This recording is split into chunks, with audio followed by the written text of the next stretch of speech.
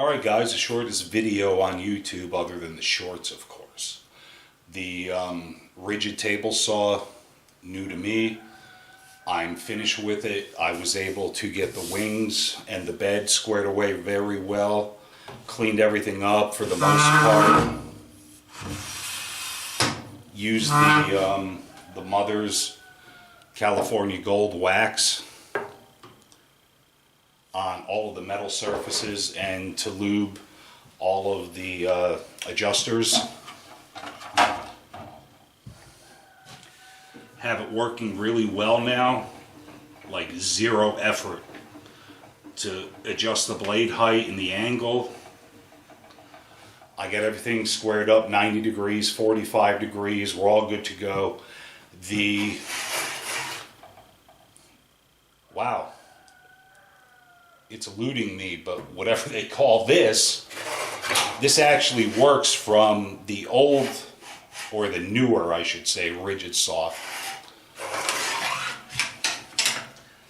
And the one that came with the saw works even better, of course. It runs well.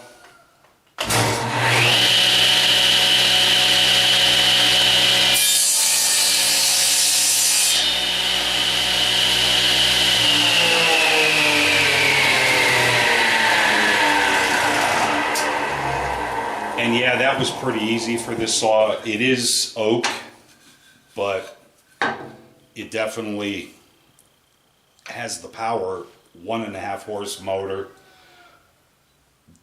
from the factory, I guess you'd call it. And everything, like I said, is waxed, moves nice and easy. The fence, I've not used it yet, but I think we're good to go here. I did put on the blade guard and the riving knife, cleaned up just a little bit. It all lines up well. So, if you didn't see the other videos, I bought this out of really an old dude's garage. And he had a carburetor sitting on this and a power steering pump, and it was a workbench basically for him. So sanding down the top,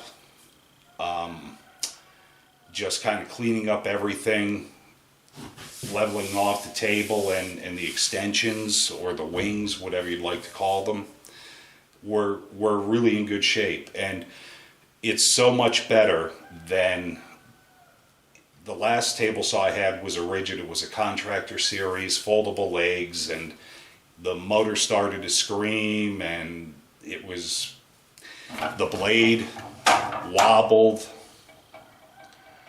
This one doesn't wobble a bit.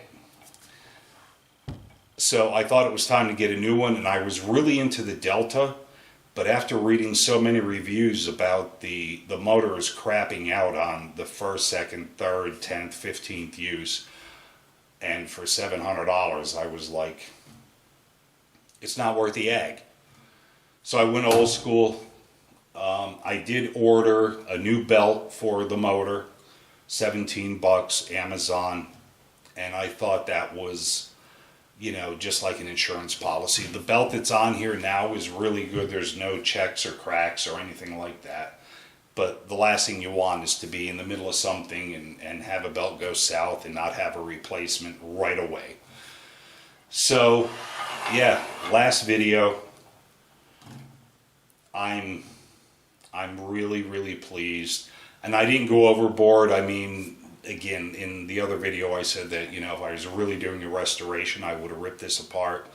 I would have sandblasted everything and threw a coat of clear on it to keep it from rusting. But for what I do, and it's not fine woodworking or anything like that, I'm extremely, extremely happy. I set the blade up, and I used my combination square, and it really is 90 degrees when it's, and the little tang that points to the angle, you can kind of tweak that to adjust it. So I've got it set to 0. We're at 90 degrees. 45, I didn't use the speed square. I actually used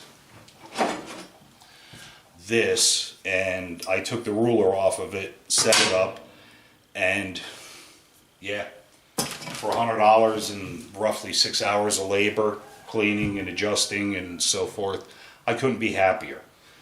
The motor doesn't die back, and I haven't cut any real heavy duty thick stuff on it.